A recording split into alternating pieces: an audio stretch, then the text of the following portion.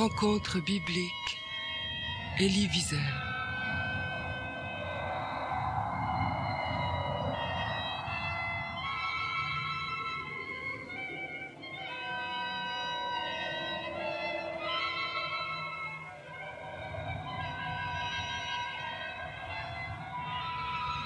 Longtemps après, le roi d'Égypte mourut, et les enfants d'Israël gémissaient encore sous la servitude et poussaient des cris.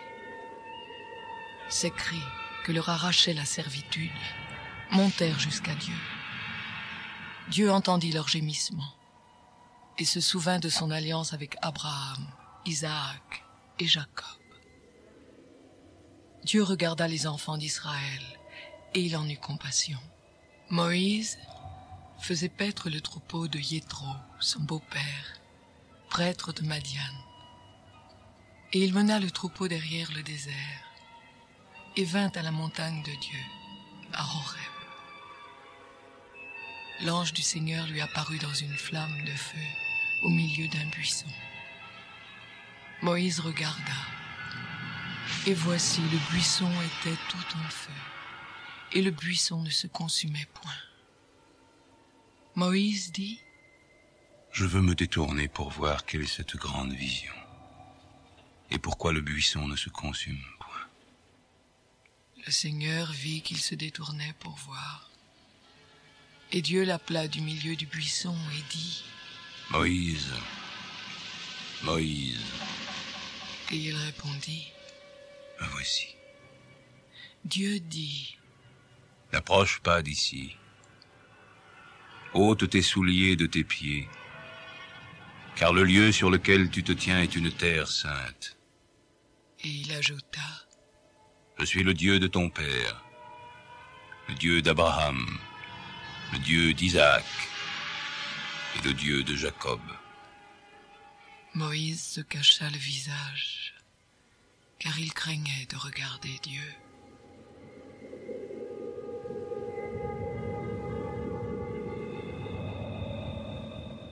Un jour, il est seul dans le désert et il entend la voix de Dieu.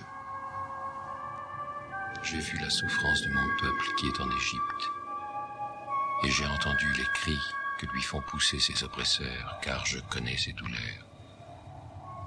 Je suis descendu pour le délivrer de la main des Égyptiens et pour le faire monter de ce pays dans un bon et vaste pays, dans un pays ruisselant de lait et de miel, dans les lieux qu'habitent les Cananéens, les Hétiens, les Amoréens, les Phéréziens, les Héviens et les Jébusiens. Maintenant, va, je t'enverrai auprès de Pharaon, et tu feras sortir d'Égypte mon peuple, les enfants d'Israël. Et Moïse ne veut pas. Il a peur de rencontrer les gens qu'il avait connus jadis, et qui jadis était contre l'idée qui se faisait de son peuple. Je pense que Moïse ne voulait pas rentrer en Égypte parce qu'il était sûr que là, les Juifs ne l'écouteraient pas lui. D'ailleurs, il dit à Dieu, n'est-ce pas, que se passerait-il si le Pharaon m'écouterait d'une oreille plus sympathique que mes propres Juifs, que les tiens. Moïse dit non à Dieu, Moïse dit non au maître de l'univers.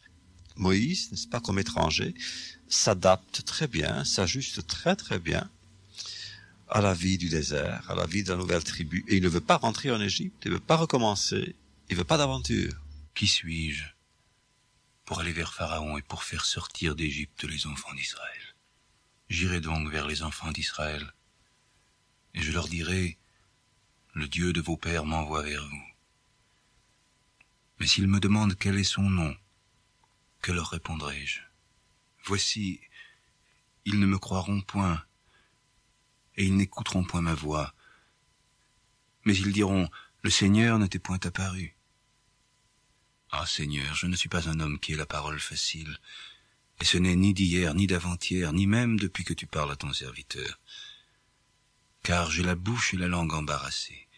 Ah Seigneur, envoie qui tu voudras envoyer.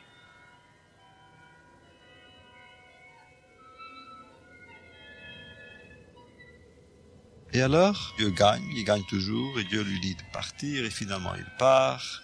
Puis, tout de même, c'est pas le décor, la flamme dans le buisson, la solitude, l'angoisse, la voix lointaine et proche, insistante, persistante, lancinante. Bon, on ne peut pas dire non à Dieu quand c'est Dieu qui parle ainsi, à un homme seul, à Moïse. Et Moïse écoute, Moïse s'est écouté. Donc Moïse ne pouvait pas ne pas écouter Dieu. Et quand Dieu, finalement, a dit, bon, il n'y a rien à faire, je n'accepte pas tes arguments, tu me parles d'Aaron, je me mets en colère, tu me parles de tes raisons familiales, je me mets en colère, il faut que tu partes. Alors Moïse part.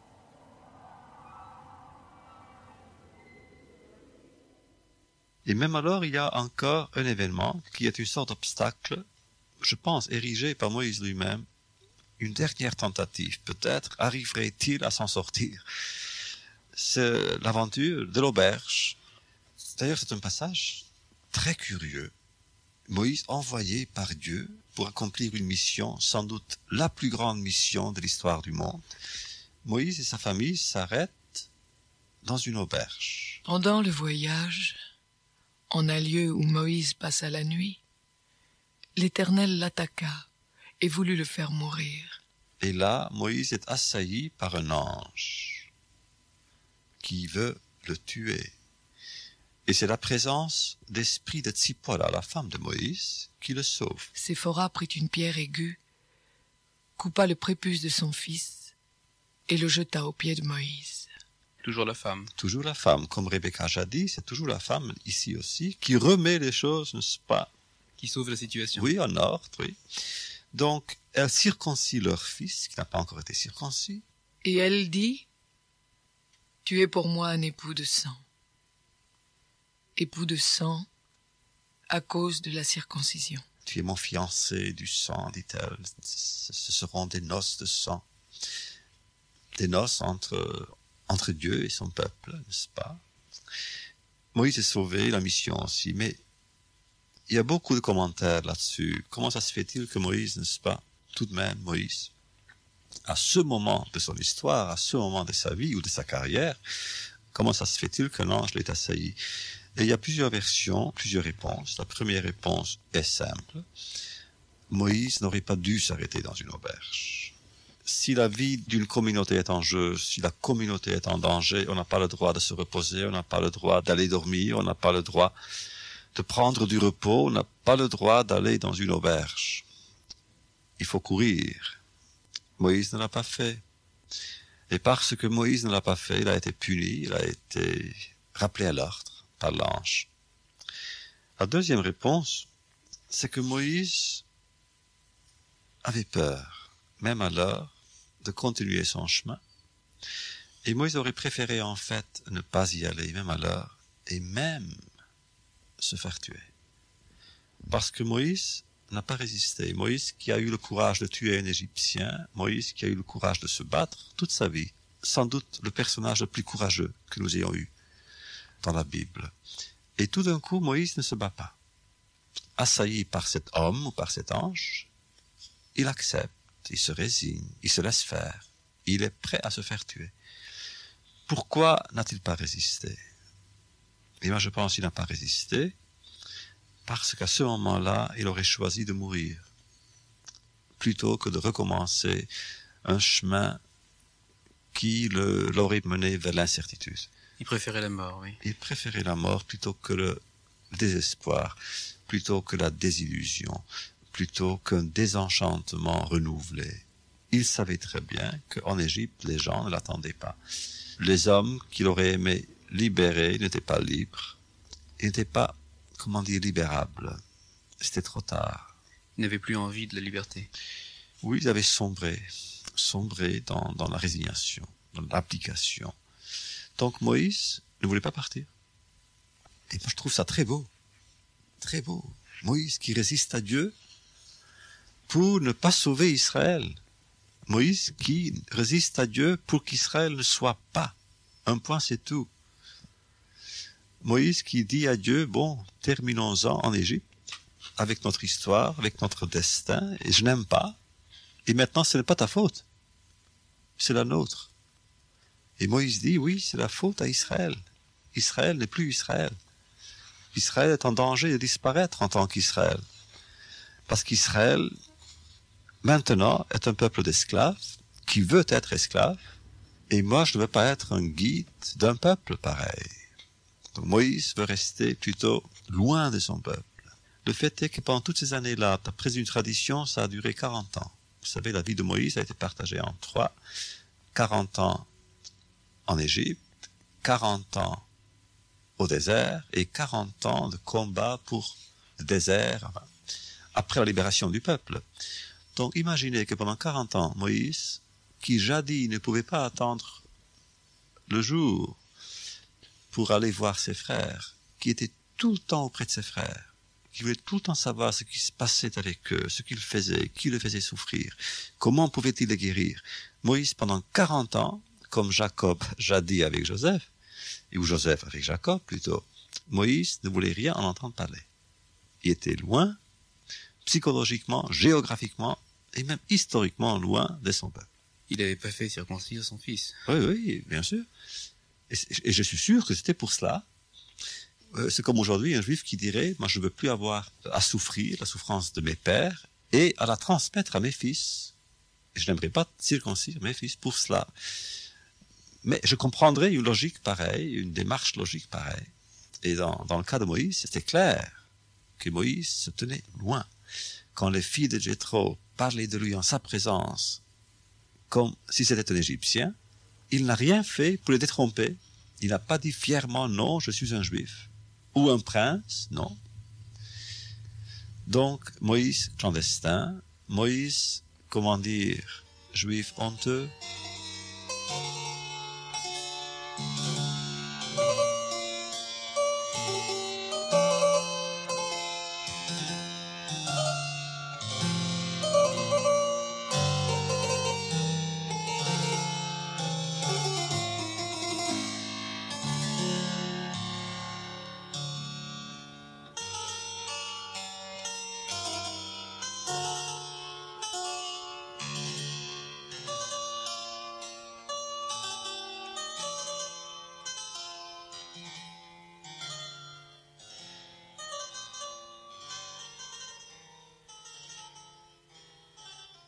Moïse est donc arrivé avec Aaron en Égypte, Élie Wiesel, et que va-t-il faire en premier lieu?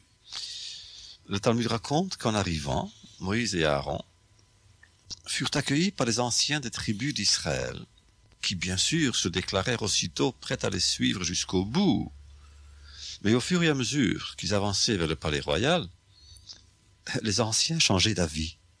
Et petit à petit, le groupe se disloqua et disparut entièrement, et les deux frères, Moïse et Aaron, ils furent seuls à pénétrer dans le palais royal.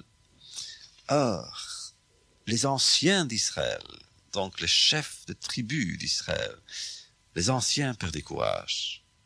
Et si les chefs cédaient à la peur, que pouvait-on demander aux Juifs moyens en Égypte? Donc, de toute apparence, et à première vue, Moïse avait raison d'avoir peur.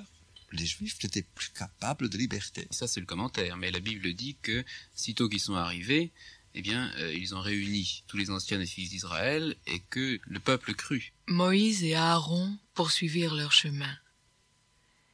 Et ils assemblèrent tous les anciens des enfants d'Israël.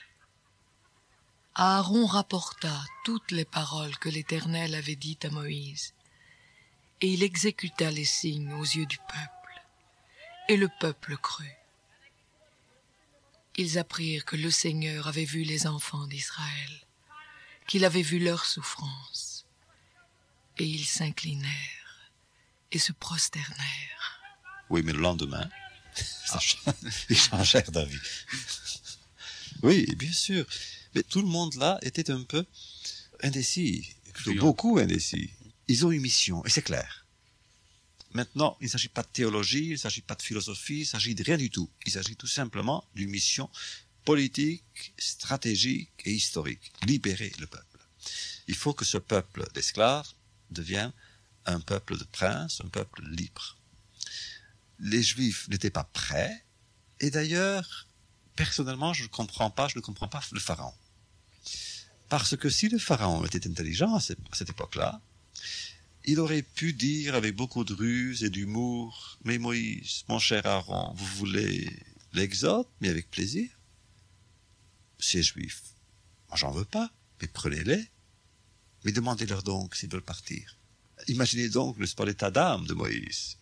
Et quand même, Moïse savait quand il fallait écouter le peuple et quand il fallait le pousser à la liberté et à la libération. Donc Moïse le pousse, et en même temps il pousse le pharaon, qui hésite pour et contre, il change d'avis tous les jours, tous les matins. Et puis il y a, vous vous souvenez, les plaies, les déplaies, l'une après l'autre. D'ailleurs c'est très beau tout ça, vous savez. L'eau changée en sang. Les grenouilles. Les moustiques. Les temps. La mort du bétail. Les ulcères. La grêle. Les sauterelles. Les ténèbres. La mort des premiers-nés.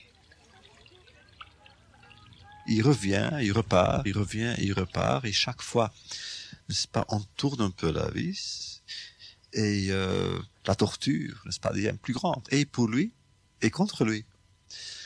Le sang, et l'obscurité, enfin, l'époux, les 10 plaies, les 10 malédictions de la Bible.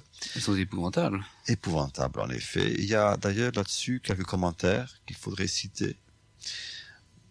Vous savez que Moïse, durant les grandes plaies qui s'abattirent sur l'Égypte, au commencement, se tenait à l'écart pour frapper le Nil avec la canne. Il a laissé faire son frère Aaron par lui-même. Pourquoi? Parce que, dit-on dans nos sources, parce que Moïse était reconnaissant au fleuve de lui avoir sauvé la vie. En effet. Moïse était toujours très reconnaissant. Plus tard, quand Moïse, déjà guide de sa nation, engage la guerre contre le pays de Midian, ce n'est pas lui, mais Josué, qui fait la guerre. Par reconnaissance. Oui, il va choisir Josué parmi les gens du peuple. Parce que lui-même, n'est-ce pas, se souvient encore du refuge qu'il avait trouvé au pays de Midian. Donc Moïse se souvenait de tout. Moïse qui apparaît, n'est-ce pas, dans notre imagination comme un type dur, endurci, presque cruel. Pas du tout. Il est très doux. Il est très doux. Il sait reconnaître l'ami de l'ennemi. Encore un commentaire là-dessus. La 9e malédiction, c'est l'obscurité. Et la Bible dit, elle explique l'obscurité, que les gens ne se voyaient pas. Question, pourquoi expliquer? C'est clair. Si l'obscurité existe, c'est normal que les gens ne se voient pas. Et le commentaire chassidique est très beau. C'était ça la malédiction, que les gens ne se voyaient pas les uns les autres. Ils étaient des étrangers les uns envers les autres. Ils étaient plus présents. Ils étaient peut-être comme fous, alors. Oui, seul et angoissé, sans le secours qu'un être peut apporter à l'autre. Donc l'obscurité était totale. Elle devenait une sorte de mur entre chaque être et son prochain et son semblable. Et arrive la 10e plaie qui s'appelle en français Makat Bechorot en hébreu, donc la mort des aînés, oui, la mort des premiers-nés. Des premiers-nés. Pharaon va fléchir devant la mort de son enfant. Quel texte! Vous savez, le texte là, vraiment, nous avons dit que dans Genèse, le texte est beau et poétique et condensé, mais ici aussi, on arrive là à un niveau littéraire qui n'a pas d'égal.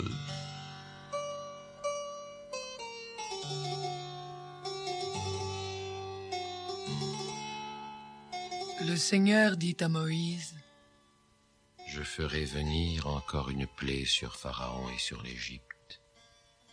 Après cela, il vous laissera partir d'ici. Lorsqu'il vous laissera tout à fait aller, il vous chassera même d'ici. Vers le milieu de la nuit, je passerai au travers de l'Égypte, et tous les premiers-nés mourront dans le pays d'Égypte. Depuis le premier-né de Pharaon assis sur son trône, jusqu'au premier-né de la servante qui est derrière la meule, et jusqu'à tous les premiers-nés des animaux. Il y aura dans tout le pays d'Égypte de grands cris, tels qu'il n'y en a point eu et qu'il n'y en aura plus de semblables.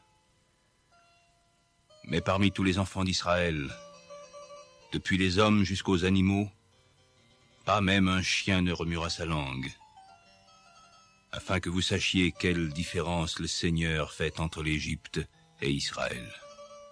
Au milieu de la nuit, l'Éternel frappa tous les premiers-nés dans le pays d'Égypte, depuis le premier-né de Pharaon assis sur son trône, jusqu'au premier-né du captif dans sa prison, et jusqu'à tous les premiers-nés des animaux. Pharaon se leva de nuit, lui et tous ses serviteurs et tous les Égyptiens. Et il y eut de grands cris en Égypte, car il n'y avait point de maison où il n'y eut un mort. Dans la nuit même, Pharaon appela Moïse et Aaron et leur dit, « Levez-vous, sortez du milieu de mon peuple, vous et les enfants d'Israël. Allez, servez l'Éternel comme vous l'avez dit. Prenez vos brebis et vos bœufs comme vous l'avez dit.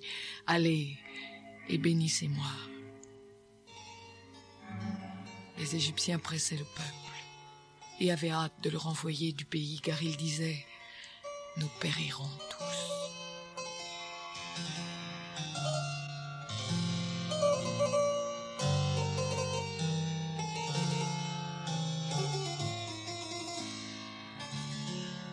Le texte éclate d'une puissance descriptive sans pareil.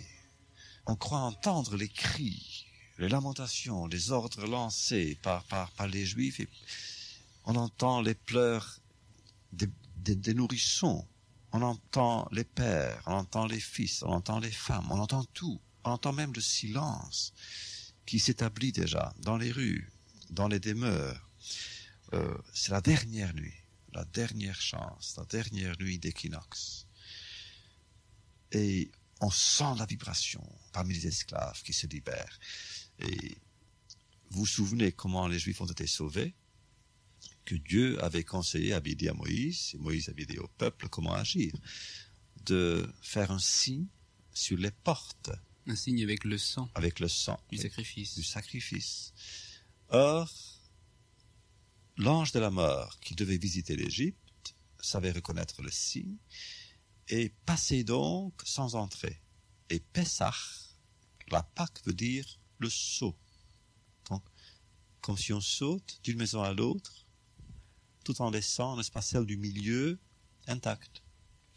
Donc l'ange de la mort a sauté sur les maisons qui appartenaient aux Juifs, sur les maisons où il y avait le signe du sacrifice du Pessah. La Pâque, c'est la fête de l'esquive. Toutes nos fêtes sont toujours enracinées dans la Pâque. Oui, mais du salut. Oui, la libération, bien sûr, le bonheur, la liberté. La mort passe tout près, mais elle ne nous atteint pas. Oui, elle passe, on la sent, mais on passe. Qui est Elie Wiesel, l'ange de la mort? L'ange de la mort, Satan. C'est la première fois quand même qu'on le voit dans la Bible. On le voit, mais en vérité, c'est très ambigu. J'ai employé une image littéraire, une image mystique de l'ange de la mort. Mais dans la Bible, on ne parle pas de l'ange de la mort. Je vous dirai pourquoi. Bien sûr, le texte dit, mais quand Dieu parle, il dit, « Et je t'ai sorti d'Égypte, et je n'ai pas employé de messager, ni d'émissaire. C'est moi-même qui t'ai fait sortir d'Égypte. » Ce qui veut dire, c'était lui-même qui était l'ange de la mort. C'est une image, bien sûr, une image inquiétante, mais la mort inquiète. Dieu était de même tout entier présent dans l'ange qui a combattu avec Jacob. Dieu est présent partout. Par définition, sinon il ne serait pas Dieu. Sauf que dans la Kabbalah, vous savez, dans le mysticisme, on explique la création du monde par une sorte de rétrécissement, par un recul. Je crois que l'image est une image poétique, et je ne sais plus qui l'a énoncé, que Dieu a créé le monde en se retirant comme la mer a créé la terre en se retirant. Donc pour que la création se fasse, Dieu a dû se retirer. Parce que sinon, nous, faibles mortels, nous ne pourrions pas être en présence de Dieu. Nous mourrions devant tant de splendeur, tant de force. Et Dieu a dû se retirer un peu, se contracter, pour permettre à l'homme de se faire et de vivre. Et Dieu est présent comme la mer qui est basse. Même dans son absence, mais présent. Une autre sorte de présence, qui pour nous est absence. Donc, le texte, quand vous le lisez, n'est-ce pas, on entend Moïse bousculant ses officiers, n'est-ce pas, pousser vite, vite, la nuit passe trop vite, le temps s'écoule, il faut qu'on soit hors d'Égypte avant l'aube.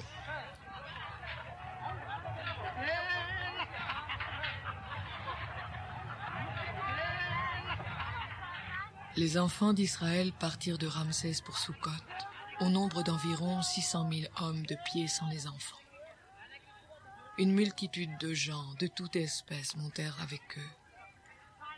Ils avaient aussi des troupeaux considérables de brebis et de bœufs.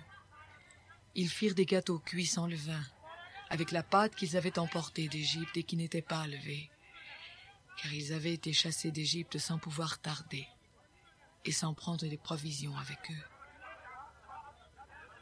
Le séjour des enfants d'Israël en Égypte fut de 430 ans. Et au bout de 430 ans, le jour même, toutes les armées du Seigneur sortirent du pays d'Égypte. Cette nuit sera célébrée en l'honneur du Seigneur, parce qu'il les fit sortir du pays d'Égypte. Cette nuit sera célébrée en l'honneur du Seigneur par tous les enfants d'Israël et par leurs descendants. Il quitte l'Égypte et en chemin, il y a encore un petit commentaire qui est très beau. On arrive presque à la mer. Et alors, dans le Talmud, on voit le peuple qui se précipite vers la mer, qui veut entrer dans la mer, et c'est Moïse qui arrête le peuple en disant attention. Maintenant, vous êtes encore des fugitifs. Vous avez peur. Et je n'aimerais pas que vous entriez dans la mer comme des fugitifs. Arrêtez-vous. Reprenez votre souffle pour un instant. Devenez libres. Et je veux que vous entriez dans la mer comme des hommes libres. À ce moment-là, Moïse se met à chanter un cantique, presque un psaume, bien avant David. Ah oui. Un psaume de victoire. C'est le texte le plus beau, le plus poétique de ce livre-là. Az Yashir Moshe. Je chanterai à l'Éternel, car il a fait éclater sa gloire. Il a précipité dans la mer le cheval et son cavalier. Comment est-ce que Moïse pouvait-il chanter? Il était bègue, lui. Ah oui, il pouvait pas parler. Il parlait si mal. Comment pouvait-il chanter? Et non seulement cela, et dire un poème, et quel poème?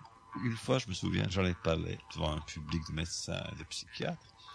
Et plus tard, un psychiatre m'a dit, votre question n'est pas une vraie question parce que même les bègues ne bégayent pas en chantant. Alors, je lui ai dit que ça était sans doute vrai seulement depuis Moïse. Moïse, le bègue, qui devient rêveur, qui devient poète, et il commence à chanter. L'Éternel est ma force et le sujet de mes louanges.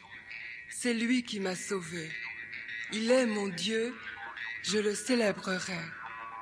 Il est le Dieu de mon Père, je l'exalterai. Nous disons dans notre tradition que tous les hommes et toutes les femmes et tous les enfants et tous les servants qui ont participé à cet événement étaient devenus presque instantanément comme des visionnaires. Et le Talmud dit que même le prophète Ézéchiel n'a pas vu ce qu'une simple servante a vu lors du passage de la mer Rouge. Car à ce moment-là, grâce à l'événement, grâce à la grandeur de l'événement, tous les hommes, tous les êtres ont été changés, ont été élevés, ont été transformés en prophètes, en poètes, en visionnaires. Et Moïse chante, et à travers lui, c'est tout un peuple qui chante. Qui est comme toi parmi les dieux, ô Seigneur? Qui est comme toi magnifique en sainteté, digne de louange, opérant des prodiges. Tu as étendu ta droite, la terre les a engloutis. Par ta miséricorde, tu as conduit, tu as délivré ce peuple. Par ta puissance, tu le diriges vers la demeure de ta sainteté. C'est un moment de grâce. Le monde entier devient chant et le Talmud nous dit que les anges, qui sont toujours là, n'est-ce pas, pour se faire remarquer, les anges aussi se sont mis à chanter. Le Seigneur est un vaillant guerrier. L'Éternel est son nom. Il a lancé dans la mer les chars de Pharaon et son armée. Ses combattants d'élite ont été engloutis dans la mer Rouge. Les flots les ont couverts. Ils sont descendus au fond des eaux comme une pierre. Et Dieu les a admonestés. Dieu a dit aux anges, « Quoi? Qu'est-ce qui vous prend? Mes créatures se noient dans les flots de la mer et vous chantez. Massé Yadai Tovim Bayam. Vous pensez encore aux Batem Égyptiens? Omrim Shira, bien sûr. C'était les ennemis, bien sûr, les ennemis. Mais chanter, même quand les ennemis tombent. Mais c'est brutal, vous savez, la phrase est brutale. Mes créatures se noient et vous avez la tête à chanter? Bien sûr, les anges pourraient rétorquer. Mais, maître de l'univers, tu es très dur avec nous. Après tout, les Juifs, eux aussi, ils chantent. Pourquoi ne laisses-tu chanter eux? Pourquoi ne fais-tu rien pour les interrompre, eux? Pourquoi leur accordes-tu des droits que tu nous refuses? Mais là, il y a une différence. Les Juifs viennent d'échapper à la catastrophe. Les anges, non. Donc, peuple survivant, peuple de survivants, Israël alors a le droit et le devoir de dire sa reconnaissance. C'est pourquoi la Shirat Hayam, qu'on appelle le chant de la mer, est resté comme un des grands passages poétiques dans la Bible.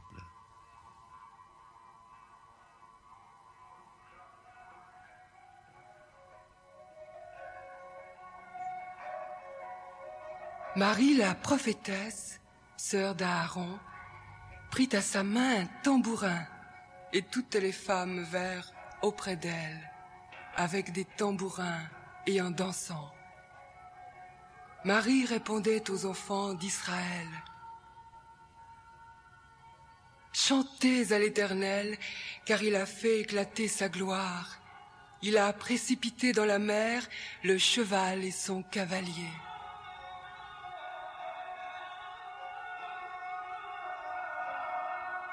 Et maintenant, le peuple d'Israël, Elie Wiesel, est dans le désert. Il va y rester 40 années, mais 40 années qui ne seront pas vides, qui seront remplies par la révélation de la loi, de la Torah, dont vit le peuple d'Israël depuis lors. 40 années, mais 40 années en fait qui viennent après la révélation, parce que la révélation a lieu très vite. 7 semaines après l'Exode, c'est déjà la révélation. Ils arrivent donc devant le Sinaï. Et là, vous vous souvenez que Dieu dit à Moïse, et Moïse dit aux anciens d'Israël de se préparer. Il faut se préparer pendant 3 jours et 3 nuits pour être digne, pour être prêt, pour être équipé, pour être réceptif au bruit. Au bruit, n'est-ce pas? Le peuple juif, c'est un peuple qui écoute. On répète toujours cela, c'est Shema Israël, écoute, pour écouter Dieu. Entre parenthèses, vous savez qu'il y a la différence, dit-on en Israël, entre la philosophie allemande et européenne et la philosophie juive, judaïque, est la suivante. Pour nous, Européens, il y a la Weltanschauung, n'est-ce pas? La représentation du monde, tandis que pour la tradition judaïque, il y a la Weltanhörung. On écoute. L'accent est sur l'ouïe, non pas sur la vue du monde. Donc on écoute tout le temps. Alors, Israël, pendant 3 jours et 3 nuits, devait se préparer pour être prêt à écouter Dieu. Oui, car jusqu'à présent, Dieu avait parlé aux patriarches précédents, mais comment dire, pour leur parler d'eux-mêmes et de leur mission à eux étroitement, mais pas encore pour leur parler en législateur. Oui, avant, il parlait à chacun séparément. Maintenant, pour la première fois, il allait parler au peuple d'Israël tout entier, et à travers Israël, au monde entier. Pour la première fois, Dieu va parler. Entre parenthèses de nouveau, il faut vous dire que les Juifs n'étaient pas à la hauteur. Un texte dit que s'il y avait des tonnerres et des éclairs au Sinaï, c'était tout simplement pour réveiller certains Juifs qui dormaient. Vous vous rendez compte? Vous vous rendez compte le moment le plus extraordinaire de l'histoire juive et de l'histoire tout court? Dieu enfin va parler. Dieu enfin va dire ce qu'il avait à dire, ce que nul depuis n'entendra. Et cependant, il y avait des Juifs qui dormaient dans leur tente. Donc il fallait les réveiller. Comment pouvait-il savoir que ce qui se passait était important? Ça, c'est toujours pareil dans l'histoire. On ne sait l'importance historique de quelque chose que plus tard. Non, parce que d'abord, on se préparait pour l'événement. Quand Moïse a dit aux anciens, et les anciens ont dit au peuple, quelque chose va se passer dans 3 jours. Donc, Heyu Nechonim, soyez prêts pour un événement. Ils étaient prêts pour un événement. Et tout de même, ils avaient toutes les raisons du monde de faire confiance à Dieu et à Moïse, parce que depuis 7 semaines, il n'y avait que des miracles et des miracles et des miracles qui se sont produits. Donc ils savaient que si Dieu allait dire quelque chose, tout de même, ce serait un peu important. Ils pouvaient faire confiance. Mais avant, Elie Wiesel, d'en venir à la révélation dans le Sinaï, il faut quand même dire que Dieu avait parlé à Moïse. Ses propos avaient déjà une portée universelle lors de son séjour à Madian, et pour lui dire son nom. Et nous n'avons pas encore parlé de ça. C'est tout de même une chose très importante dont toutes les théologies ont fait grand usage.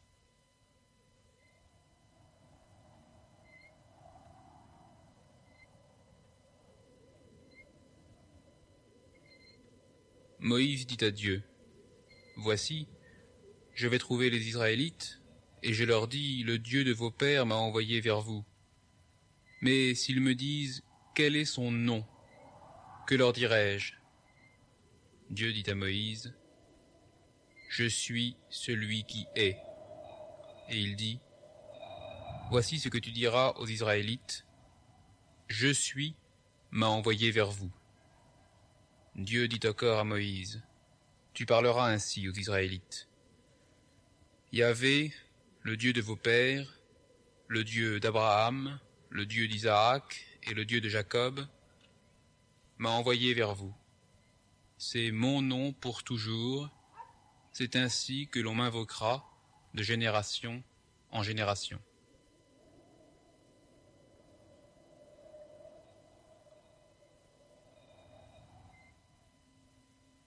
Que faut-il penser de ce sum qui sum, je suis celui qui est, ou je suis qui je suis, selon qu'on traduit? Moi, je préfère traduire cela ehye asher ehye comme je serai celui que je serai.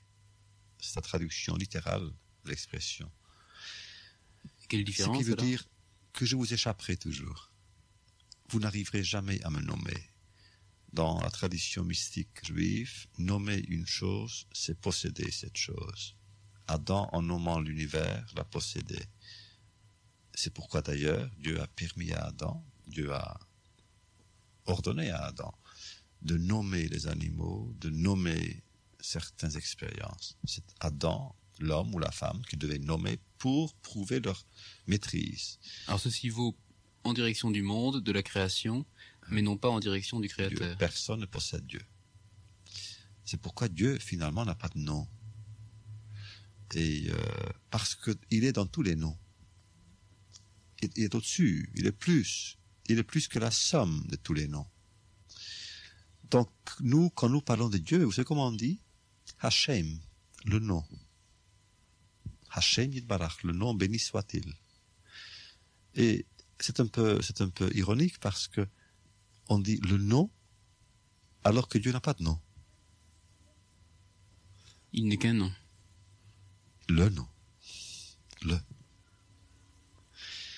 Alors c'était la seule vérité théologique au fond que le peuple possédait jusque-là. À partir de maintenant, oui, que quelqu'un sera qui qu'il y a quelqu'un qui écoute, qu'il y a quelqu'un qui se préoccupe. Finalement, c'était ça. On avait un peuple persécuté, tourmenté, torturé, et personne n'était concerné. Personne ne s'y intéressait.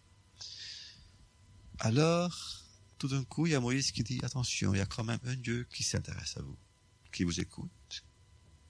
C'est Dieu, le Dieu d'Israël. Le peuple n'en était pas persuadé déjà? Non, pas vraiment, non, parce qu'il souffrait trop. Il était trop résigné, il était déjà prisonnier. Et non seulement ça, je pense qu'il a accepté d'avance son abdication, sa défaite. Vous savez, pour un peuple, de voir que le persécuteur triomphe, ça comporte des implications théologiques, très souvent, sinon toujours. Ça veut dire quoi? Ça veut dire ou bien que Dieu est faible et impuissant, ou bien qu'il est du côté des vainqueurs, du côté des tortionnaires. Alors pourquoi louer? Pourquoi chanter les éloges, les louanges d'un tel Dieu? Donc je comprends qu'en Égypte, les Juifs n'aient pas su que Dieu était Dieu, leur Dieu.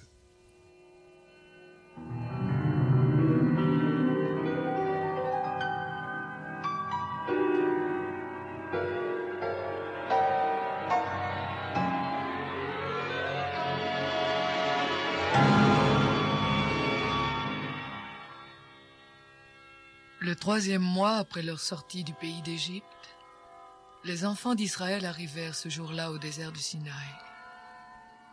Étant partis de Réphidim, ils arrivèrent au désert du Sinaï et ils campèrent dans le désert. Israël campa vis-à-vis de la montagne. Moïse monta vers Dieu. Et le Seigneur l'appela du haut de la montagne en disant, « Tu parleras ainsi à la maison de Jacob. Et tu diras aux enfants d'Israël, vous avez vu ce que j'ai fait à l'Égypte et comment je vous ai porté sur des ailes d'aigle et amené vers moi. Maintenant, si vous écoutez ma voix et si vous gardez mon alliance, vous m'appartiendrez entre tous les peuples, car toute la terre est à moi. Vous serez pour moi un royaume de sacrificateurs et une nation sainte. Voilà les paroles que tu diras aux enfants d'Israël. »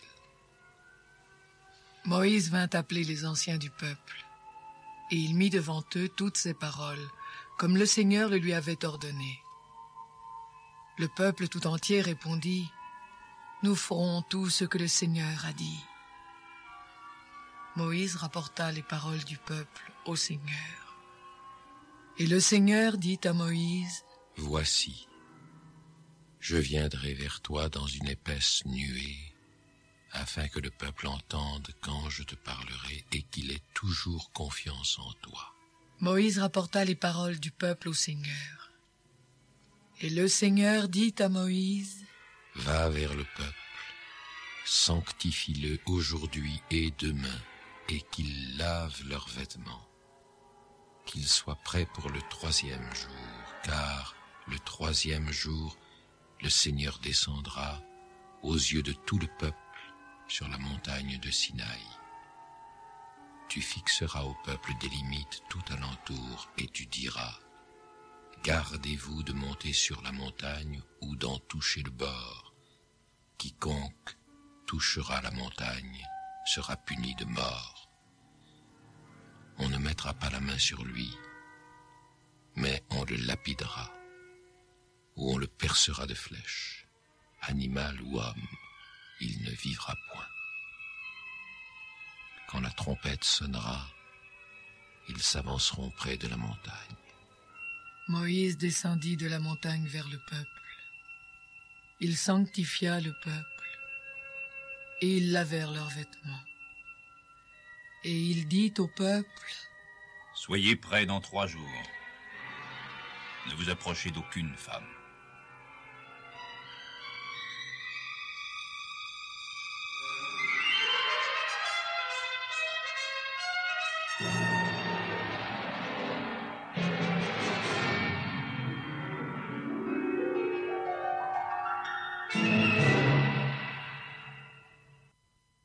Moïse a préparé le peuple est prêt, Et Dieu décide donc de lui donner la loi.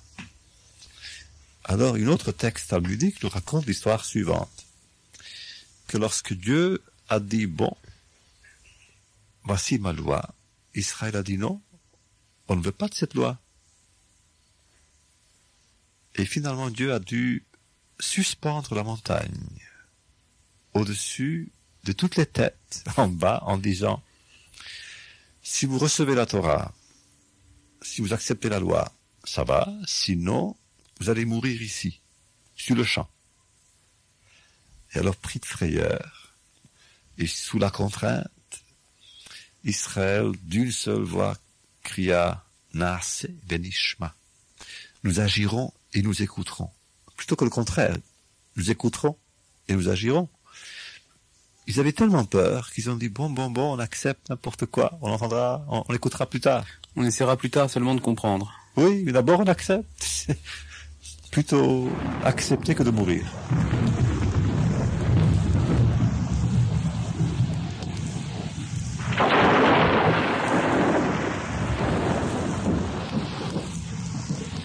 Le troisième jour au matin, il y eut des tonnerres, des éclairs et une épaisse nuée sur la montagne.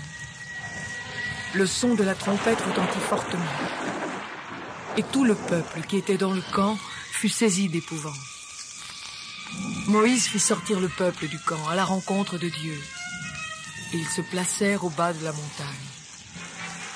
La montagne de Sinaï était tout enfumée, parce que le Seigneur y était descendu au milieu du feu.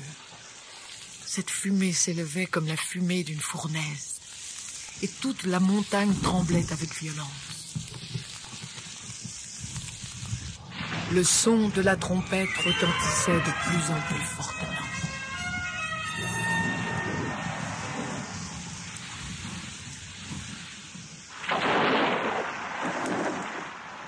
Est-ce que cela veut dire, Elie Wiesel, que la loi est une contrainte? La loi, dans la mesure, n'est-ce pas, où la liberté est une contrainte. Si on nous force d'être libres, comme disait notre grand philosophe français, nous sommes condamnés à être libres. Mais, bon, c'est une image, bien sûr, c'est une image. Il faut entrer dans la loi pour la comprendre, et il faut l'accepter, et il faut la vouloir, et il faut la choisir rétroactivement. Rétroactivement, nous sommes libres. Dans mon cas, je sais, dans mon cas personnel, je suis né juif. Comment donc pourrais-je me choisir juif, puisque je suis juif?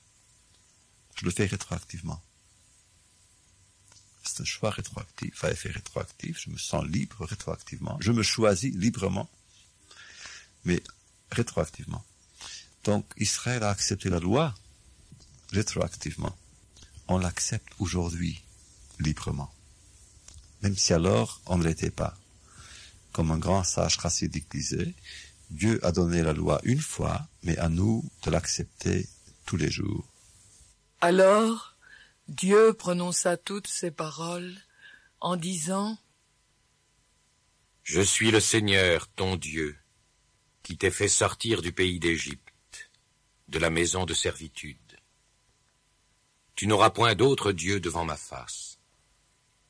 Tu ne te feras point d'image taillée, ni de représentation quelconque des choses qui sont en haut dans les cieux, qui sont en bas sur la terre, et qui sont dans les eaux plus bas que la terre. Tu ne te prosterneras point devant elles, et tu ne les serviras point. Car moi, le Seigneur, ton Dieu, je suis un Dieu jaloux, qui punit l'iniquité des pères sur les enfants, jusqu'à la 3e et à la 4e génération de ceux qui me haïssent, et qui fait miséricorde jusqu'à la 1000e génération à ceux qui m'aiment et qui gardent mes commandements. Honore ton père et ta mère afin que tes jours se prolongent dans le pays que le Seigneur ton Dieu te donne. Tu ne tueras point. Tu ne commettras point d'adultère. Tu ne déroberas point. Tu ne porteras point de faux témoignages contre ton prochain. Tu ne convoiteras point la maison de ton prochain. Tu ne convoiteras point la femme de ton prochain, ni son serviteur, ni sa servante, ni son bœuf, ni son âne, ni aucune chose qui appartienne à ton prochain. Tout le peuple entendait les tonnerres et le son de la trompette. Il voyait les flammes et la montagne fumante. À ce spectacle, le peuple tremblait et se tenait dans l'éloignement. De quoi vraiment s'agit-il dans cette loi? C'est passionnant. C'est passionnant parce que les 10 commandements sont très simples. Et d'ailleurs, les 10 ne sont pas 10, ils sont 9.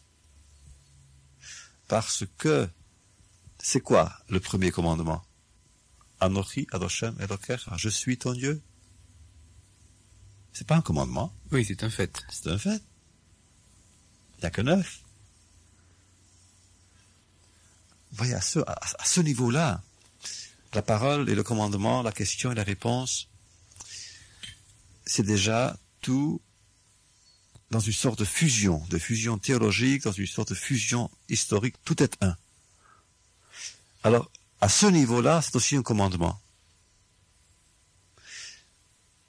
C'est grâce à toi que je serai Dieu, donc fais en sorte que je sois Dieu. Mais ensuite, d'après un texte, Dieu n'avait dit qu'un seul mot, Anochi, je, moi. Le reste, ça vient de Moïse. Mais quand vous lisez maintenant les autres commandements, c'est aussi très passionnant. Ils sont anodins presque. Vous savez, et je tiens ça de mon maître, Chouchani, que j'avais à Paris, qui était le maître de Lévinas après la guerre. Tout de même, pour la première fois que Dieu va parler, on aurait pu espérer que Dieu allait nous faire un cours de philosophie. Qu'on sache enfin.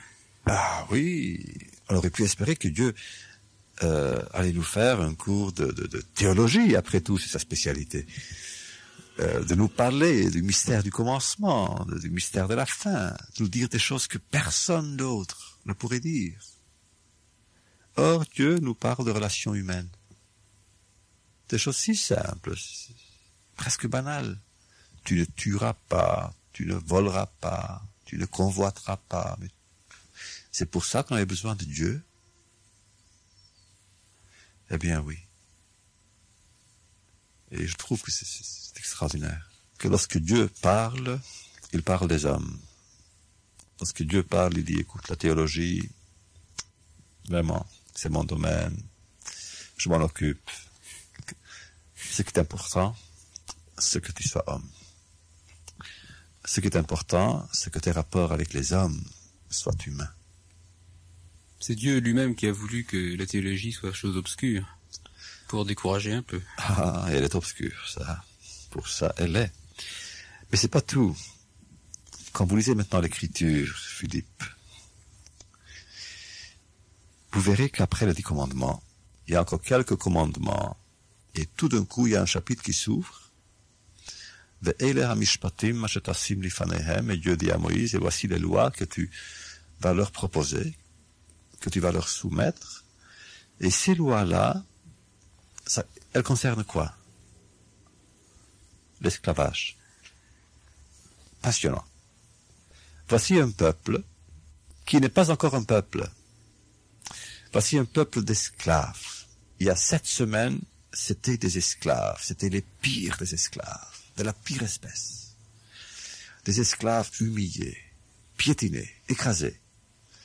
Et on leur dit déjà, 7 semaines plus tard, attention, il ne faut pas avoir des esclaves.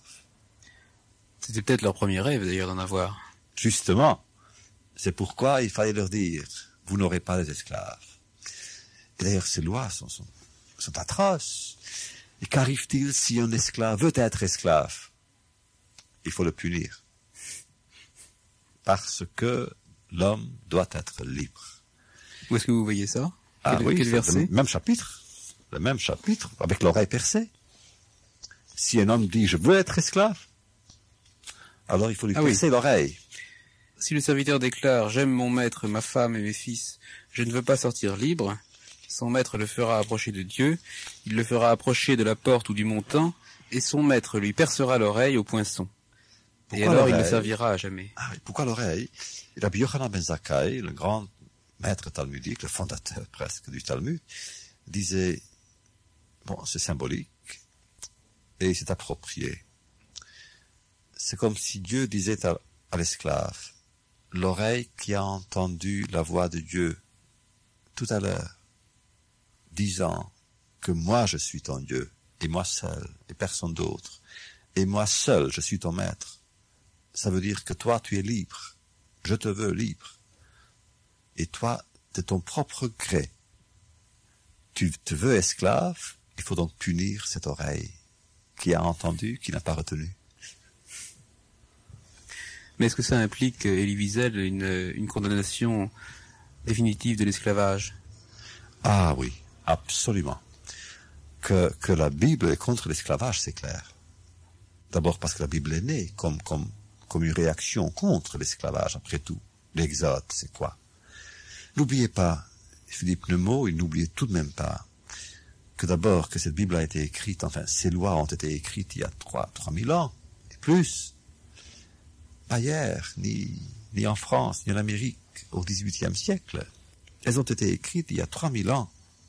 Deuxièmement, et je le dis avec humilité, mais avec joie, que nous étions, nous Juifs, nous étions le premier peuple à revendiquer une libération nationale. Nous étions le premier à nous libérer nous-mêmes. Donc, c'était contre l'esclavage. Et d'autres ont suivi, nous l'avons dit, d'autres tribus ont suivi, d'autres esclaves ont suivi, nous ont rejoints. Mais d'abord, le premier mouvement, c'était un mouvement juif à l'intérieur de l'histoire égyptienne, mais déjà le commencement de l'histoire juive. Et dans les faits, n'y a-t-il pas eu d'esclaves dans la suite de l'histoire du peuple hébreu? Je ne pense pas. Il y avait très peu. D'abord, les esclaves volontaires, mais en tout cas, nous, on n'a jamais pris d'esclaves.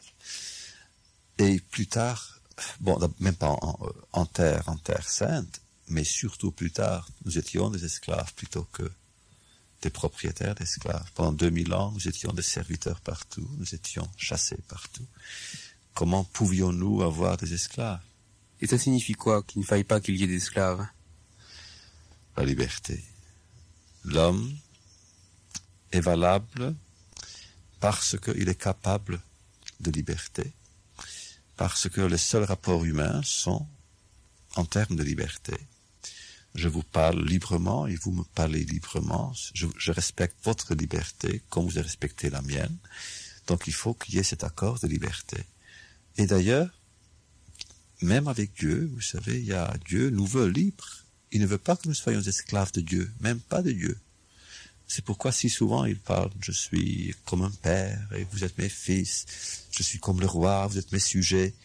Et il dit aussi, je suis le maître, vous êtes mes serviteurs, mais jamais mes esclaves. Et beaucoup de personnages bibliques feront usage de cette liberté à l'égard de Dieu. À l'égard de Dieu, oh oui, plus tard nous verrons Moïse lui-même. Moïse lui-même, plus tard, après le veau d'or, quand Dieu se fâche, que dit Moïse? C'est la grandeur de Moïse d'ailleurs. Il dit à Dieu, ou bien tu leur pardonnes, ou bien tu m'effaces de ton livre. Et Dieu se soumet.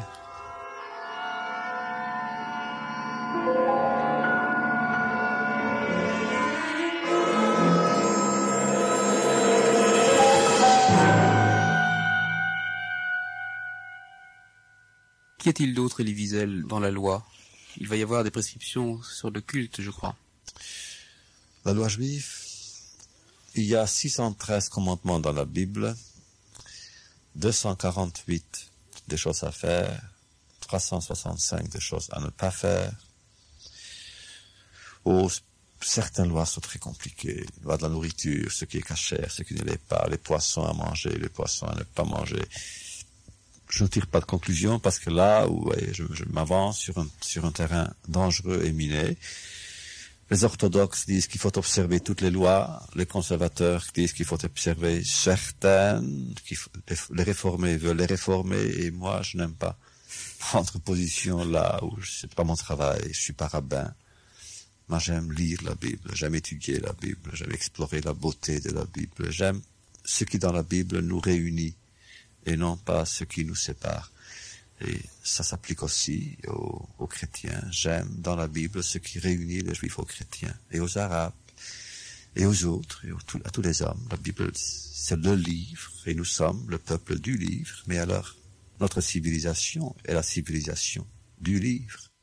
Elie Wiesel, à peine la loi est dictée, la voilà qui va être transgressée par le peuple et par le propre frère de Moïse, Aaron. C'est le fameux épisode du veau d'or. Le peuple, voyant que Moïse tardait à descendre de la montagne, s'assembla autour d'Aaron et lui dit : « Allons, fais-nous un Dieu qui marche devant nous. Car ce Moïse, cet homme qui nous a fait sortir du pays d'Égypte, nous ne savons ce qu'il est devenu. » Aaron leur dit : « ôtez les anneaux d'or qui sont aux oreilles de vos femmes, de vos fils et de vos filles, et apportez-les-moi. » Et tous ôtèrent les anneaux d'or qui étaient à leurs oreilles, et ils les apportèrent à Aaron. Il les reçut de leurs mains, jeta l'or dans un moule, et fit un veau en fonte. Et ils dirent : « Israël, voici ton Dieu, qui t'a fait sortir du pays d'Égypte. »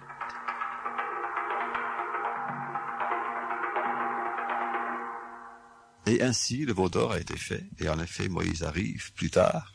Le table de la loi dans ses bras, il perçoit un bruit insolite d'en bas.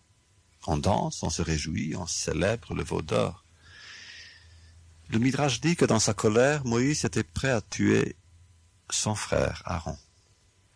C'est le masque, bien sûr. C'est le masque qui est le pire ennemi.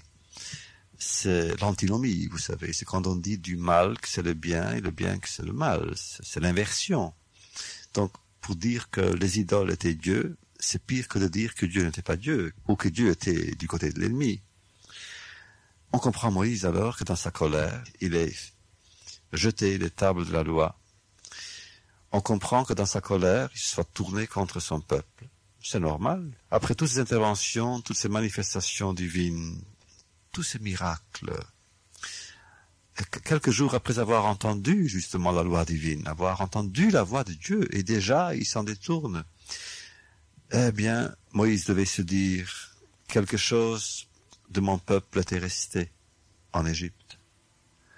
C'est comme le rabbi de Kosk dira plus tard, il est plus facile de libérer Israël d'Égypte que de libérer l'Égypte en Israël. Quelque chose, n'est-ce pas, de l'esclave reste esclave. Quelque chose de l'esclave demeure toujours sous le joug de quelqu'un. Souvenez-vous, à peine ont-ils quitté l'Égypte que déjà ils demandent à rebrousser chemin. Ils ont peur de ne pas avoir d'eau. Oui, vous vous souvenez même des phrases. Pourquoi nous as-tu fait partir, demande-t-il. N'y a-t-il pas assez de tombes en Égypte? Quelle question cruelle. Et ils disent, pourquoi tiens-tu à nous enterrer tous dans le désert? 3 jours après la traversée de la mer Rouge, tout ce qu'ils veulent, c'est savoir qu'allons-nous boire. 1 mois après, c'est avec nostalgie qu'ils évoquent leur vie en Égypte. Avec nostalgie. Ah, qu'ils étaient bons, disaient-ils, les oignons dont on nous nourrissait en Égypte. Que ne sommes-nous morts par la main du Seigneur dans le pays d'Égypte, quand nous étions assis près des pots de viande, quand nous mangions du pain à satiété. Car vous nous avez menés dans ce désert pour faire mourir de faim toute cette multitude. Qui nous donnera de la viande à manger? Nous nous souvenons des poissons que nous mangions en Égypte et qui ne nous coûtaient rien. Des concombres, des melons, des poireaux, des oignons et de l'ail. Et alors Moïse leur obtient de la manne gratuite. Ils ne sont pas contents. À un certain moment, il est tellement exaspéré qu'il s'écrie « Ô Seigneur, que dois-je donc faire de ce peuple ingrat? Un incident de plus, et ils me lapideront. »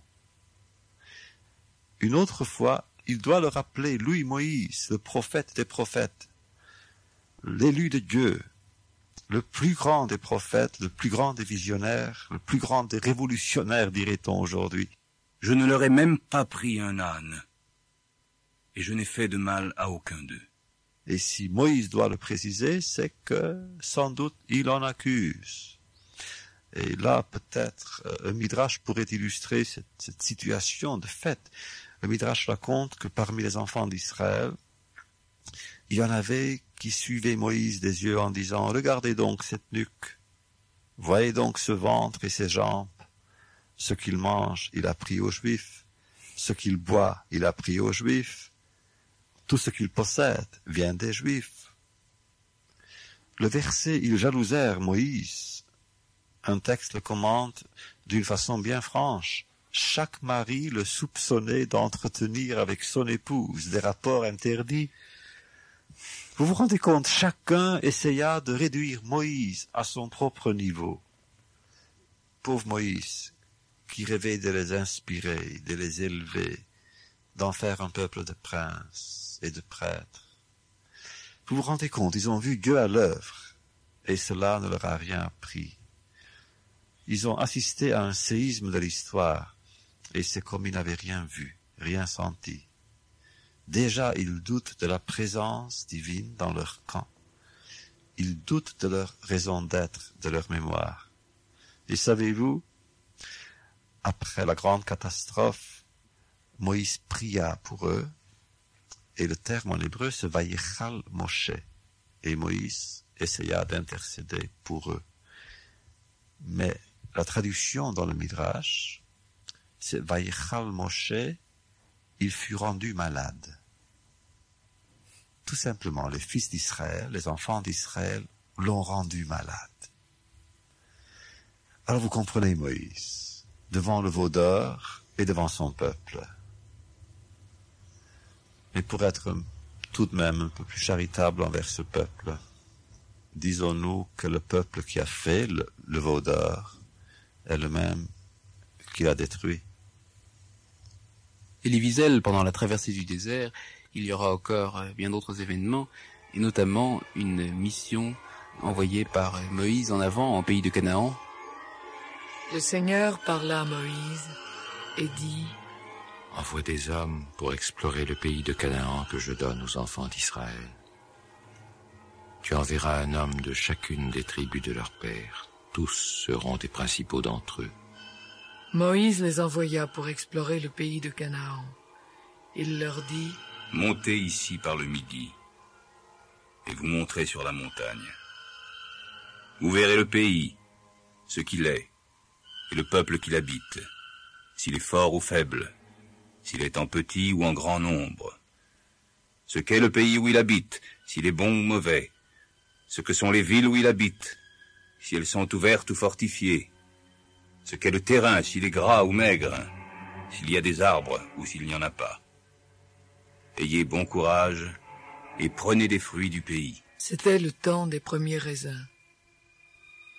Ils montèrent et ils explorèrent le pays depuis le désert de Tzin jusqu'à Rehob, sur le chemin de Hamath. Ils montèrent par le midi et ils allèrent jusqu'à Hébron, où étaient Aïman, Shishai et Talmaï, enfants d'Anak. Hébron avait été bâti 7 ans avant Tsoan en Égypte. Ils arrivèrent jusqu'à la vallée d'Eshcol, où ils coupèrent une branche de vigne avec une grappe de raisin, qu'ils portèrent à deux au moyen d'une perche. Ils prirent aussi des grenades et des figues. Voici ce qu'ils racontèrent à Moïse. « Nous sommes allés dans le pays où tu nous as envoyés. À la vérité, c'est un pays où coule le lait et le miel, et en voici les fruits. Mais le peuple qui habite ce pays est puissant. Les villes sont fortifiées, très grandes. Nous y avons même vu des enfants d'Anak.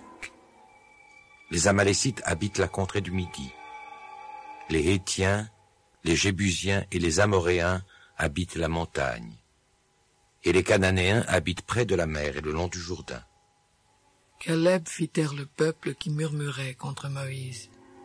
Il dit « Montons, emparons-nous du pays, nous y serons vainqueurs. » Mais les hommes qui étaient allés avec lui dirent « Nous ne pouvons pas monter contre ce peuple, car il est plus fort que nous. » Et ils décrièrent devant les enfants d'Israël le pays qu'ils avaient exploré.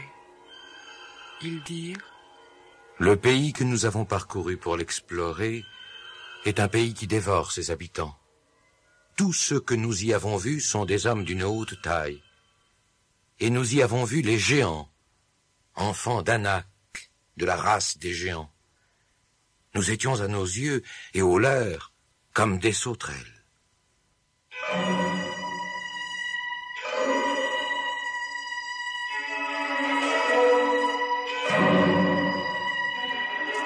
Cet épisode est parmi les plus tragiques de la vie de Moïse. Parce que, plus même que l'histoire du veau d'or, je pense que Moïse en est affecté. Il se rend compte tout d'un coup que le peuple a peur. Parce que, avec le veau d'or, au moins, ils ont cru en quelque chose. Ils ont cru en une sorte de Dieu. Mais ici, il ne croit en rien. Ici, vraiment, il doute de lui-même.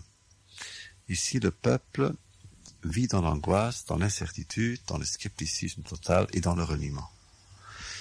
Donc, il faut vous dire, les gens qui étaient des éclaireurs, qui sont partis en reconnaissance, n'étaient pas n'importe qui. C'était des anciens de la tribu. Ils avaient été soigneusement choisis. Bien choisis.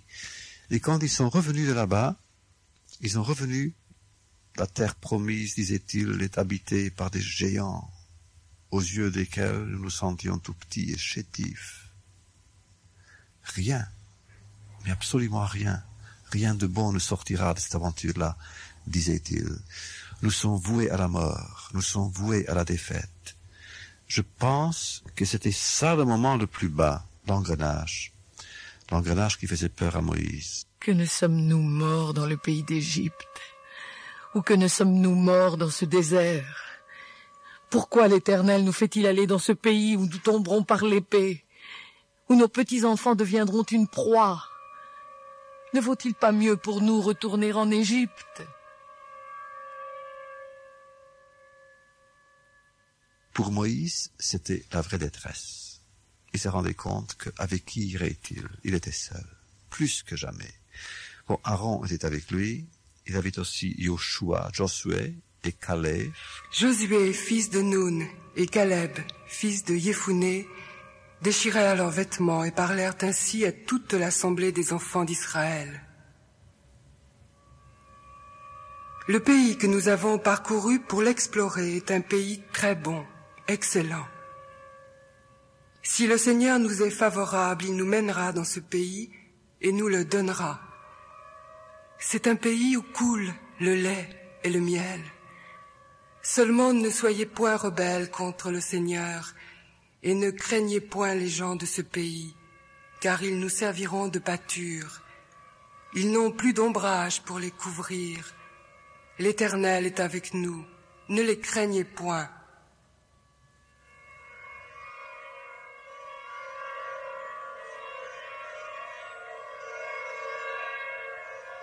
D'ailleurs, vous savez que la punition de Dieu, là, était même pire que pour le veau d'or.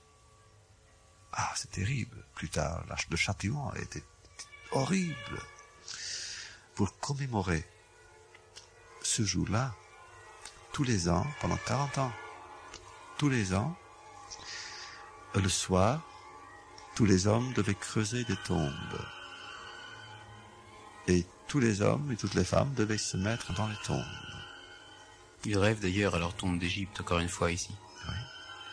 Et ici, ils se mettaient dans les tombes, et les matins, les vivants se levaient, les morts restaient dans les tombes. Et finalement, quelques années plus tard, quand il n'y avait plus de survivants de cette tragédie, alors seulement tous les hommes étaient des survivants, tous les vivants venaient des tombes, il n'y avait plus de morts derrière eux. Mais quand nous y pensons, c'est tellement critique. À ce moment-là, je pense que si les éclaireurs, dans leur découragement, avaient réussi à imposer leur ton, leur vision, leurs doutes, le peuple juif aurait trouvé sa mort dans le désert.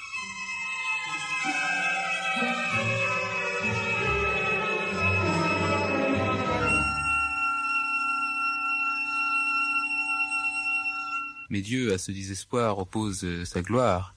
Toujours. Il se met en colère. Justement, il se met en colère, et dès qu'il se met en colère, ça commence à s'agiter. Jusque à quand ce peuple me méprisera-t-il? Jusque à quand ne croira-t-il pas en moi, malgré tous les prodiges que j'ai faits au milieu de lui? Je le frapperai par la peste, et je le détruirai. Et là, nous touchons à la grandeur de Moïse. Moïse, voyez-vous, remplissait deux rôles également difficiles. Il représentait Dieu auprès d'Israël et Israël auprès de Dieu. Il suffisait que les anges se prononcent contre Israël, ce qui arrivait fréquemment, pour que Moïse le fasse taire. Lorsque Dieu, par exemple, décida de faire le don de sa loi à Israël, les anges étaient hors d'eux-mêmes. C'est Moïse qui les rabroua. Mais alors, qui donc observera la loi? Demanda Moïse aux anges. Vous? Mais seuls les humains sont capables d'observer les lois et les vivre. Plus tard, lorsque le peuple commet, n'est-ce pas, son péché du veau d'or, par exemple, vous vous souvenez, que dit Moïse? Pourquoi, ô Seigneur, ta colère s'enflammerait-elle contre ton peuple, que tu as fait sortir du pays d'Égypte par une grande puissance et par une main forte? Pourquoi les Égyptiens diraient-ils, c'est pour leur malheur qu'il les a fait sortir? C'est pour les tuer dans les montagnes et pour les exterminer de dessus la terre. Reviens de l'ardeur de ta colère et repens-toi du mal que tu veux faire à ton peuple. Ah, ce peuple a commis un grand péché. Ils se sont fait un dieu d'or. Pardonne maintenant leur péché. Sinon, efface-moi de ton livre que tu as écrit. Il dit, ou bien tu leur pardonnes, ou bien, mecheni misifrachat, tu m'effaces de ton livre. J'enlève mon nom de ton livre. Je ne veux pas contresigner cette condamnation. Ah non, je ne participe pas. Et alors Dieu se soumet, il pardonne. Donc partout, dès que le peuple est menacé, alors Moïse se porte à sa défense. Plus tard même, dans le Midrash, c'est très très beau. La manière dont Moïse défend Israël. Quand le peuple atteint le fond du gouffre, Moïse dit à Dieu, est-ce sa faute ou la tienne, Seigneur? Israël a vécu si longtemps en exil, parmi des adorateurs d'idoles, qu'il en a été empoisonné. Est-ce sa faute s'il n'arrive pas à l'oublier si facilement? Et lorsque Dieu dit à Moïse, ton peuple a péché, Moïse réplique, avec humour d'ailleurs dans le Talmud, quand Israël observe ta loi, c'est ton peuple. Mais quand Israël la viole, ce serait le mien. Et encore, à une autre occasion, Moïse dit, d'après le Midrash, Maître de l'univers, ne t'irrite point, c'est inutile. Si même tu devais détruire le ciel et la terre, ton peuple survivrait, puisque tu me l'as promis. Moïse dit à l'Éternel, voici, tu me dis, fais monter ce peuple, et tu ne me fais pas connaître qui tu enverras avec moi. Cependant tu as dit, je te connais par ton nom, et tu as trouvé grâce à mes yeux. Maintenant, si j'ai trouvé grâce à tes yeux, fais-moi connaître tes voies. Alors je te connaîtrai et je trouverai encore grâce à tes yeux. Considère que cette nation est ton peuple. Le Seigneur répondit, je marcherai moi-même avec toi, et je te donnerai du repos. Moïse lui dit, si tu ne marches pas toi-même avec nous, ne nous fais point partir d'ici. Comment sera-t-il donc certain que j'ai trouvé grâce à tes yeux, moi et ton peuple? Ne s'arrasse pas quand tu marcheras avec nous, et quand nous serons distingués, moi et ton peuple, de tous les peuples qui sont sur la face de la terre. L'Éternel dit à Moïse, je ferai ce que tu demandes, car tu as trouvé grâce à mes yeux, et je te connais par ton nom.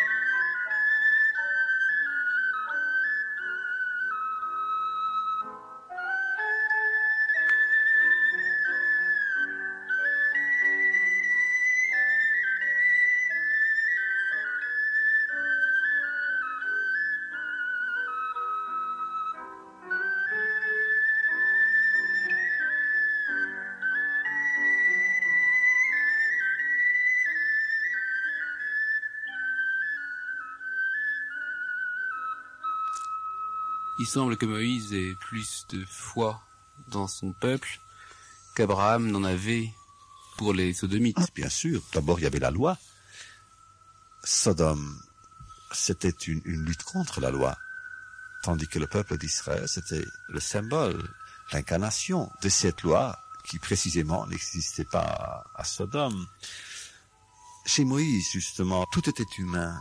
Le courage, la générosité, ses qualités et ses défauts étaient des qualités et des défauts humains. Chez lui, il n'y avait pas de miracle, pas de pouvoir surnaturel. Chaque fois qu'il y avait un miracle, c'est parce que Dieu devait, n'est-ce pas, de lui prescrire et l'ordonner.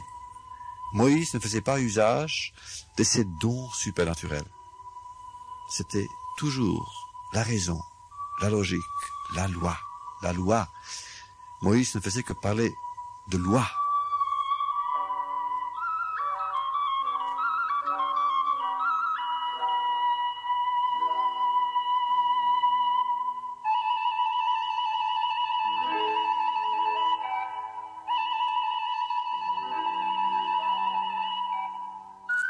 Savez-vous que dans la vie de Moïse, c'est la mort finalement, c'est son dernier chapitre qui nous émeut profondément, car il ne voulait pas mourir. Il se débattait, il ne voulait pas mourir. Pourquoi ça? Il ne voulait pas. Il avait 120 ans, et pourtant sa vie n'était pas facile, n'était pas heureuse. Il aurait dû être content de partir en paix. Il ne voulait pas mourir. D'autant que ses missions étaient accomplies. Oui, il se bagarrait, il se battait. Il y a des légendes et des légendes et des légendes. Il ne voulait pas.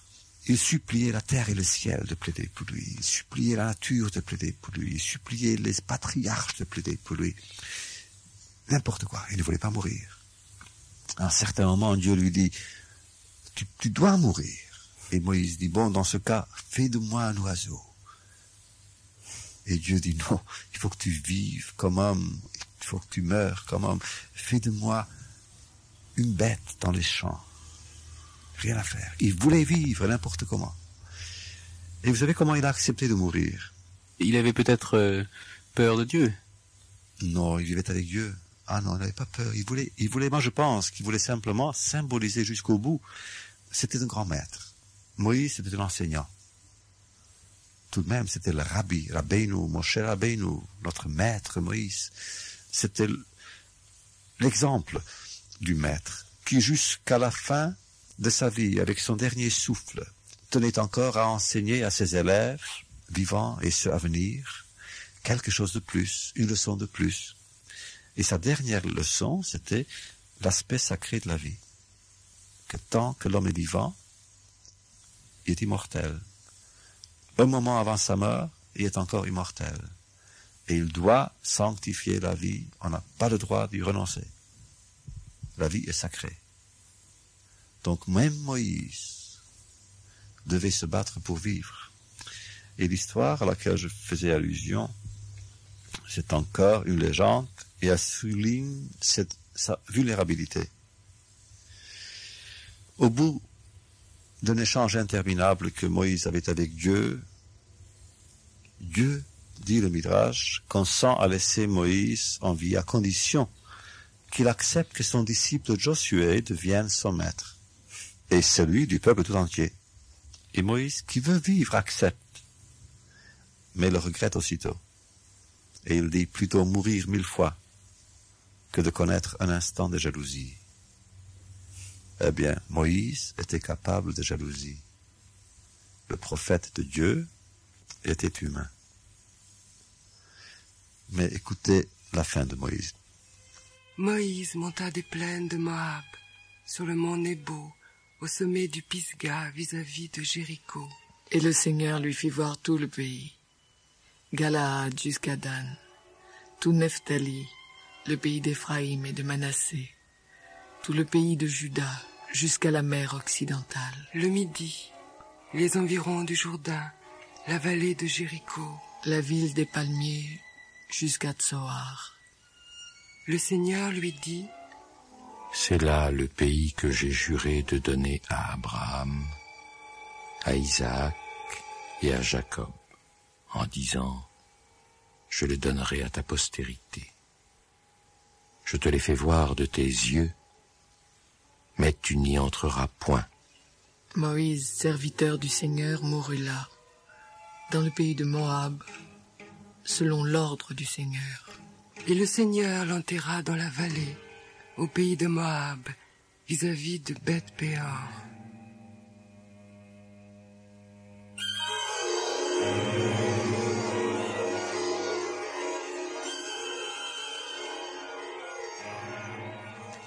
Ayant enfin accepté de mourir, Moïse implore Dieu de ne pas le remettre entre les mains de l'ange exterminateur qui lui fait peur. Et Dieu le lui promet. L'ange exterminateur s'approche de Moïse à 3 reprises, mais ne peut que le regarder de loin. La dernière heure est venue. Moïse l'emploie à bénir les tribus d'Israël. Il commence par les bénir chacune séparément, mais le temps pressant, il les bénit tout ensemble. Puis, entouré du prêtre Éléazar et de son fils Pinhas, et suivi de son disciple Josué, il commence à escalader le mont Nebo. Lentement, il entre dans le nuage qui l'attend. Moïse avance d'un pas et se retourne pour voir le peuple qui le suit du regard. Il avance d'un autre pas et se retourne encore pour voir les hommes, les femmes et les enfants restés en bas. Des larmes lui coulent des yeux. Il ne voit plus personne. Arrivé au sommet de la montagne, il s'arrête. « Tu as encore 1 minute. » Dieu le prévient afin de ne pas le priver de son droit à la mort. Moïse s'étend sur sa couche. « Ferme les yeux, lui dit Dieu. » Et Moïse ferme ses yeux. « Croise tes bras sur la poitrine, lui dit Dieu. » Et Moïse croise ses bras sur la poitrine. Et Dieu l'embrasse sur la bouche en silence, et l'âme de Moïse se réfugie dans le souffle de Dieu qui l'emporte dans l'éternité. Et le peuple d'Israël au bas de la montagne brumeuse pleura, et toute la création pleura. Et Josué, dans sa douleur, oublia 300 lois, et acquit 700 doutes.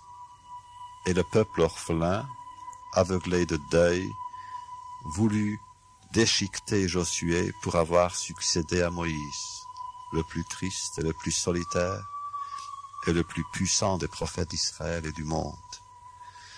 Mais là-haut, les anges et les séraphins l'accueillirent dans l'allégresse, et leur joie résonna dans toutes les sphères célestes. Partout on célébrait Moïse comme ayant été le plus fidèle des serviteurs de Dieu. Partout on glorifiait les événements qui avaient rempli sa vie sur terre. Le ciel le glorifia 7 fois, et les eaux le glorifièrent 7 fois, et le feu le glorifia 7 fois, et toute l'histoire humaine continue à le glorifier. Nul ne connaît le lieu où il repose. Pour les hommes des montagnes, sa tombe se trouve dans la vallée. Pour les hommes des vallées, elle se trouve dans la montagne. Elle n'est devenue ni temple ni musée, elle est partout et ailleurs, toujours ailleurs. Personne n'était présent lors de sa mort. D'une certaine manière, il vit donc encore en nous, en chacun de nous. Car aussi longtemps qu'un enfant d'Israël, quelque part, proclame sa loi et sa vérité, Moïse vit à travers lui, en lui, comme vit le buisson ardent qui consume le cœur des hommes, sans consumer leur foi en l'homme et en ses appels déchirants. Et le peuple d'Israël, dit la Bible, pleura la mort de Moïse dans le désert, Et le Talmud ajoute que parfois la nuit, le pèlerin solitaire entend encore ses pleurs.